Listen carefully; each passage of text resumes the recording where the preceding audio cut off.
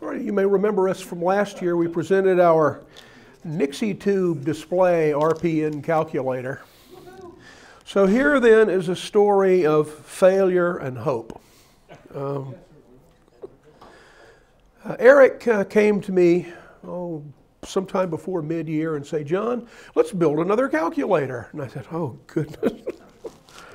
And I know that Eric particularly fond of the HP 41 calculator, so he chose that as probably the best basis for a new project. And as you know, that's a lot more complex than the 32 that we emulated with the Nixie machine. He wanted to display all 4 levels of the stack at once. And it's possible to do that with Nixie tubes. The Burroughs makes made a little alphanumeric Nixie tube, the same form factor as the ones you saw last year, that would have worked beautifully, but I've only seen one of them in my life. They are rumored to be fabulously expensive, and you'd need 48 of them. So we took some inspiration from the old Frieden Corporation. They got their start making electromechanical teletypes. And they came out with one of the very first all-electronic desktop calculators back in the mid-60s. It was their model Echo Charlie-130. Used a little cathode ray tube display, the same sort of tube you'd have in an oscilloscope, to display their 4-level stack. It employed RPN, very much like the later HP calculators, and it wasn't too much longer before HP themselves came out with a calculator having a CRT display, which was their model 9100A and B. So we thought that that might be a good inspiration for our own design, and so off we went. I will turn this over to Eric now, and he can tell you some more details about the design. I guess I should just say that we were working like demons trying to get this thing ready for the conference. And Friday, or rather Thursday evening, we found that we had to give up. But we're still working on it, and we hope to bring it with us next year. Eric and I will tell you some more about what we've accomplished so far. Eric? So I just have a few slides with pictures. What John said is, of course, a good introduction to it. And this is a photo from the front of the prototype unit. And so this is a 5-inch across CRT that was in fact originally used in an oscilloscope. John can talk more about that. And the display here, the font rendering is not very good at the moment, and we haven't identified the exact cause. We're using a vector generator project that is open source, available on the internet, and we know that the output of that vector generator from another program renders the font much better.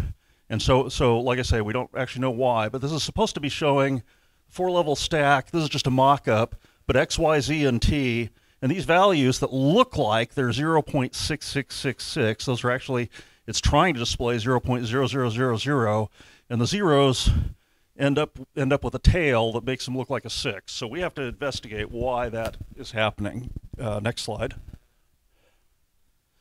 So this is a view from the top. So you can see the oscilloscope CRT with a mu metal shield that is magnetically shielded. This particular CRT was a very common one, and John can tell you more about it, but all the signals are on the base. There's no separate anode connection or anything. And that means that there are high voltage signals there. This one is transformer powered. We eventually actually intend to use a more modern power supply design. There are 2 boards, PC boards stacked up here.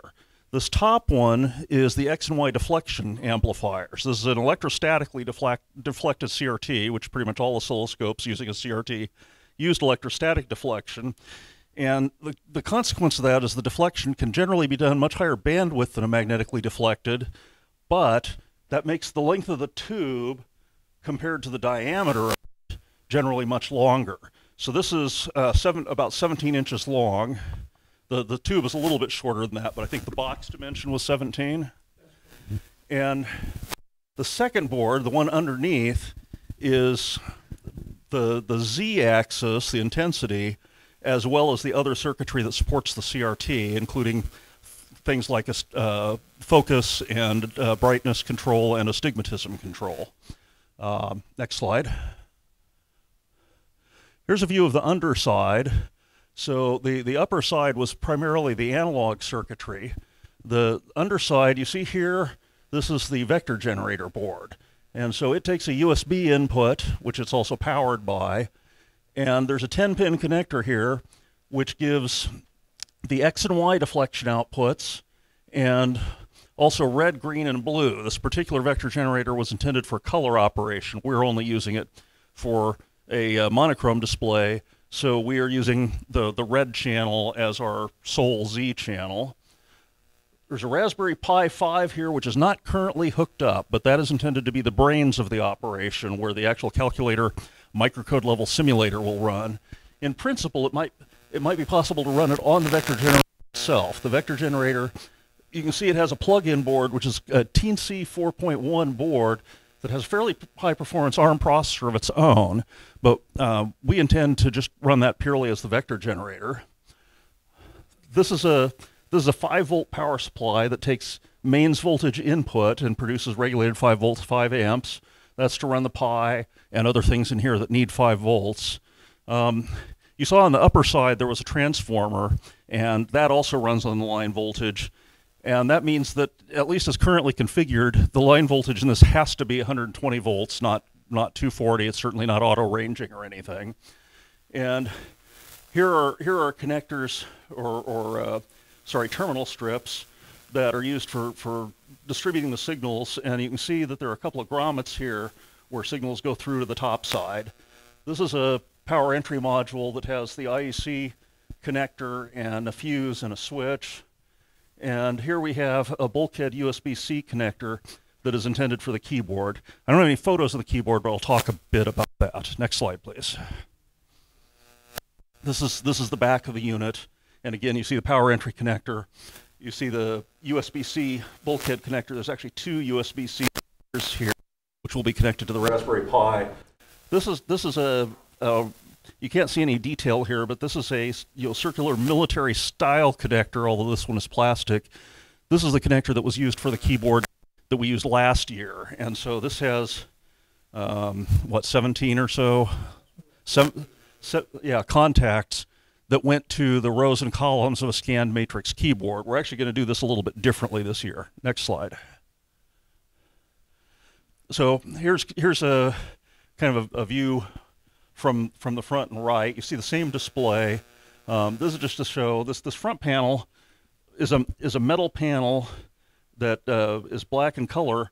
It has an adhesive label stuck on it for the labeling, but then it has an acrylic sheet attached to it. And this side also has an acrylic sheet. Eventually the top and the other side will as well. Next slide. Yes? What's the purpose of this? The purpose of this is to spend too much money and too much time. You're getting ahead of things again. So I'm going to request that we hold the questions to the end, and we should have plenty of time left for questions. Next, this is actually the last slide. Part of the purpose here is we show an HP 15C next to it, and you can see the 15C. The problems with it are that it's way too small and way too lightweight, and that is the justification for building this. That was the calculator we had at hand. We didn't happen to have a 41 at hand to show it with. But also the intent of this, I mentioned I would talk about the keyboard, so that will plug in by USB-C. I did a design and ordered PC boards and they were not back in time to make a keyboard for it. But also, John put in a heck of a lot of hours recently getting this into the state where we actually had a mostly recognizable display. And I worked and put in a lot of long hours too, both trying to do what little help I could on that, which was probably more of a hindrance, but also trying to work on the software to have software ready. And I failed to have useful software ready in time. But I was also trying to take responsibility for the keyboard.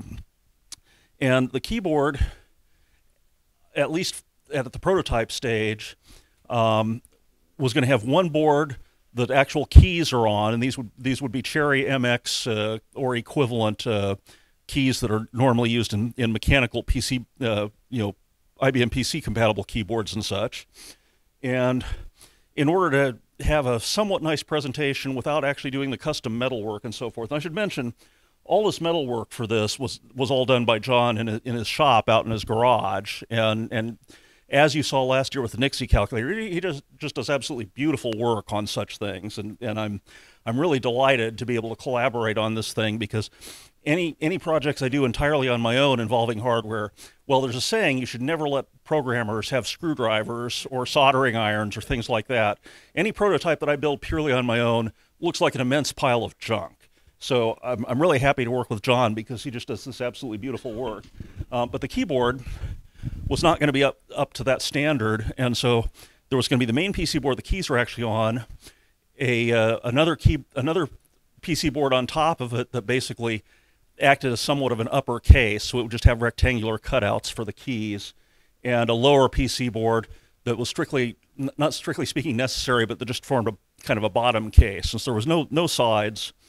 And the keyboard was actually going to have its own microcontroller, such that it would be a USB keyboard rather than having a raw matrix over a on a multi-pole connector. And we were using a Raspberry Pi's Pico microcontroller actually on a board from SparkFun called a KB2040. This is just a little tiny board, slightly smaller than a normal Raspberry Pi Pico, with the same processor chip, but with fewer I/O connections. So it's a little bit physically smaller, but it also has USB-C rather than a USB micro. And that seemed advantageous. So I don't have that. I don't have any slides to display. My actual PC boards for that will arrive on Monday, tomorrow. So they weren't back quite in time. The software for it is not ready. And part of the reason, well, basically I didn't order the PC board soon enough, but also the fab in China that I use, which I've generally been very happy with, it turns out that they do one-day turn on your boards if they're under 100 millimeters square. They both charge more, which I knew, but also they have a longer turnaround if the board is longer than that. So I was not able to, so that was why I ordered the boards too late, as I did not know that I was going to have this longer turnaround. Plus it turned out that this past Tuesday was actually a holiday, a national holiday in China.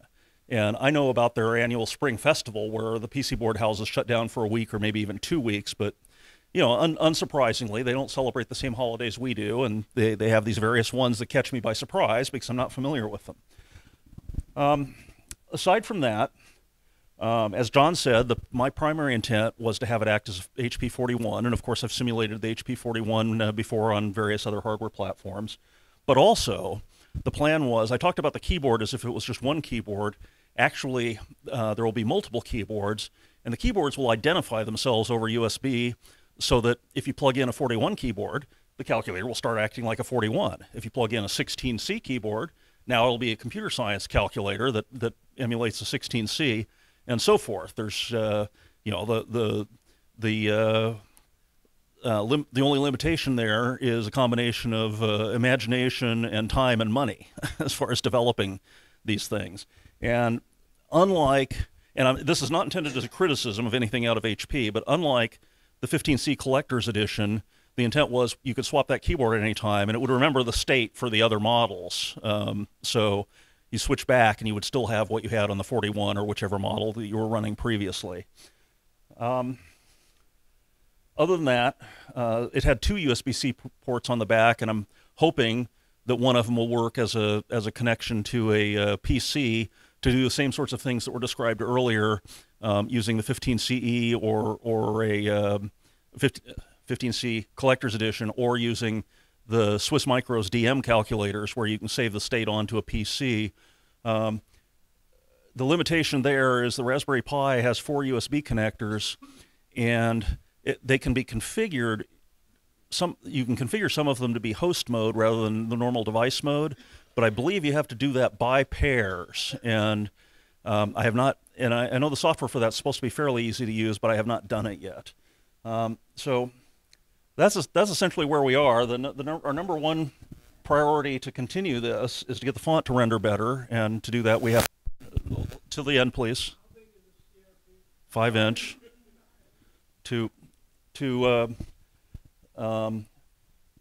We have a couple of hypotheses for why we may be getting problems with the vector display, but I think neither of the hypotheses necessarily explain it well. So I'll give technical details in a moment. It may be something else entirely. I suspected that maybe our deflection amplifier bandwidth might not be as high as hoped, but the thing is electrostatically deflected, and that vector generator was designed primarily for magnetically deflected displays, which have typically much slower deflection than electrostatic. And so it seemed surprising that we would have that problem. And John will explain his ideas on what might be happening, but we won't really know until we dig into it further. So that's about it for me. I'm going to turn it back over to John, but then we'll have questions after he talks a little bit more. We got this thing operational just the day before we came out here.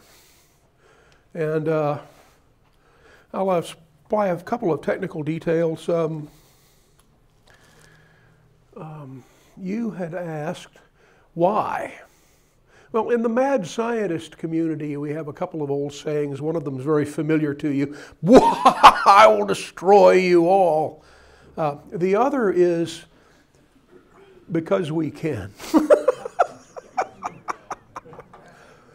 have a question. The 4-line display, if you have a bigger tube, I don't know what the size of the tube is. 5 inches. Okay, so Frieden did it. Would it be possible to make it larger? Oh, of course. I'll tell you a few interesting things about this. Some of them we just discovered. The CRT there is the same sort of electrostatic tube that was available in low-cost oscilloscopes all through the solid-state era. The 5 DEP31. And it turns, I poached it from an old Heathkit oscilloscope. It turns out that when Frieden built the first CRT calculator back in 1965, that's the tube they used. I didn't know that until day before yesterday. It's as Eric said, it's electrostatically deflected, a few hundred volts on deflection plates. The accelerating voltage for the tube is about 1600 volts. So it'll bite you if you're not careful. Another point I would make, which Eric tried to emphasize here by putting the 15C next to it, it's much, much larger. But there's a whole lot of interesting anachronism going on here, because when Frieden developed their CRT calculator and HP their CRT calculator, neither of their products had any digital ICs in them. They were all discrete transistor designs. And yet in this one, we're going to be using a Raspberry Pi. Now, when the Frieden calculator came out in 1965, the most powerful supercomputer in the world was the Control Data 6600, which had a 60-bit word length and ran at about 20 megahertz and had a few hundred K of ferrite core memory. So here we are in 2024 with 4 64-bit processors running at microwave frequencies with gigabytes of memory. Fun. I just thought that was a fun irony. I guess we can go ahead with questions now. You're talking about the keyboard and making different kinds and trying things. I just thought we got so much power here. Would it be possible to make the keyboard just wireless? All these things are possible. we're using a USB cable here, where last year we were using a multi-conductor 14-wire cable. So we are making technical advancements here. Yes, sir. Just a comment. I recommend putting some internal reinforcements there so you can put a suitcase handle on top. Yeah. That's another old funny saying we had in the aerospace industry. Portable means it has a handle on it. Yes, sir. Well, I was going to suggest rollers, but that's another story. Suggest what? A roller system, so you can roll it around the Oh, yeah. Have you investigated internal shielding to alter the display? Like take a piece of metal sheet, round it to the chassis, and then move it around internally to see if you're having an interference that's deflecting the result. We're going to invest it. I don't think we're being magnetically interfered with simply because I've got mu metal shielding around the tube and around the base of the tube. Internally, when you look at say a shortwave radio or whatever from the 40s, Yeah. 50s, the quality depends on the shielding inside. There it is. The ports are wide open there. How about a shield between the tubes, power supply, the boards, and the pickup on the tube itself? We will find out where the problem is. Yeah, we're going to investigate it. But get rollers for it. Okay. New metal's not cheap either. No, it sure isn't. I bought some for the neck of the tube there, and I think I paid about $40 for a little sheet like that. Mu metal is an alloy of nickel and iron that's has very high permeability and blocks magnetic fields well. I should point out, we basically just got to this stage where the display almost works the way we want. Did we have that on Wednesday, or was that not till Thursday? Thursday. Yeah, that was on Thursday. So, you know, if we'd had more time before the conference, we would have already investigated some of this. And we, like I say, we have various theories on what's going on. And it may be that the real issue is none of those, but we will definitely investigate. Yeah, this deflection amplifier is the same design that I'd come up with for a vector clock, which you can see on my website, timefracture.org. And it has a bandwidth of a few hundred kilohertz. It's conceivable that the vector generator is just generating the vectors faster than that, and we can slow it down. We'll find out. Or I can design a faster amplifier. Yes, sir. Was the real estate on the CRT big enough to display the alpha register along with the stack, or did one have to go off when the other came on? I think we've got plenty of room. It wasn't my intention to show the alpha register at the same time. I really want the behavior to be a pretty close approximation to the actual 41, other than the 4-level display. Those of you that remember some of my presentations at past conferences based on prototypes that Richard Otteson and I built, we had a calculator running as a 41 that had the 4-level display, but alpha was still separate, and program mode was still a single-line display. And without modifying, there's the same issue that was talked about with regard to Swiss Micro's DM15, where it's running the actual HP code, and doing certain things that can be wrapped around that was relatively easy, but doing more sophisticated new functionality is correspondingly more difficult. This is the same thing here when this is acting as a 41, that you know, it's a Turing complete computer, so in principle anything is possible, but a lot of things are going to be a lot more work than what we currently have in mind. What's that? I said some are more impossible than others. Well, yeah.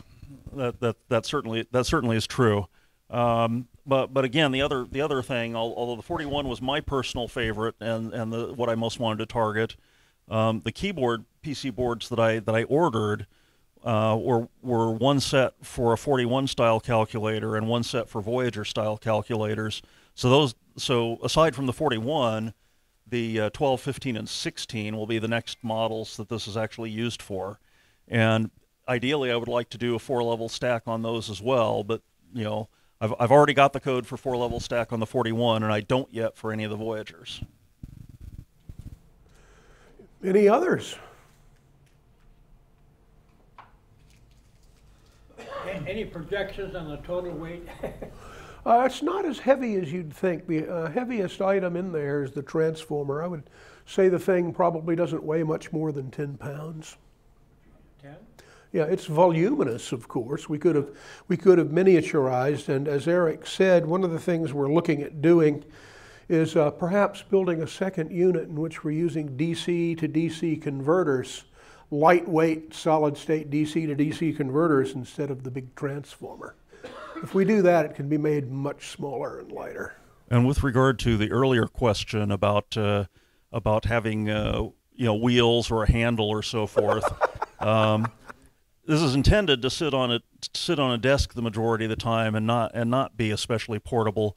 But in order to bring it here, I did find a supplier. In an ideal world, I would like a Pelican case to really protect the heck out of something like this while it's in transit. And Pelican cases are, of course, very expensive. So I did find a cheap knockoff of a Pelican case, which was acquired in order to bring this here. And again, just because we didn't actually have it any more functional than what you saw on the static slide, we decided not to go to that trouble this year. And we're certainly hoping next year to bring a fully functional calculator with lots of nice and amazing features, and it will be. It's probably obvious to everybody that John and I are a little disappointed that we did not get to that stage this year, but nevertheless, we're looking forward to completing it and showing it off. Yes, sir. Does that mean that the zipper case with the belt loop is out of the question? Well, I'm not saying it's out of the question. I think you'd look a little lopsided and lumpy and funny if you. Yeah. Might have trouble getting through airport security. Yeah. Yes, sir. So, are there any plans on like a long-term schedule for ramping up production and taking orders? Or is that still to be announced? To be announced, I'm afraid. So last year when we presented the Nixie tube calculator, and there was a little bit of interest in it, what we said we would do is provide the software and the schematics and bill of materials and so forth so that someone could build their own. And for technical reasons John can explain, we've fallen a bit short on that, but we still like to do that, and we definitely also want to do that for this. So we might not make kits, but we intend to provide the technical information so that other people who are sufficiently interested can build them. All righty. Well, one advantage of a wireless keyboard, you can sit up and stand here, and then you can sit down and operate it, for presentation purposes. I certainly thought about wireless, but again, since it's intended really for operation on a fixed desk where you're going to be sitting close enough to read the display easily, that having the keyboard on a cable is not too big of a problem. And also, the keyboard will eventually probably be packaged in a metal case, as obviously is the calculator itself. And so there's a little bit of issue with signal propagation for a wireless keyboard. I'm not saying it couldn't be done, but it might be slightly tricky. And also just the development effort is a little bit higher. So if we were to do a wireless keyboard at all, it would definitely be as a follow-on, not as the original product. any design we come up with, when it's completed, you can say, well, why didn't you do this? Or could you do that? Anything and everything. Always the case. Yes, sir. Do you have an estimate for the power draw? Well, it's about less than 300 watts. I'd say 200 watts,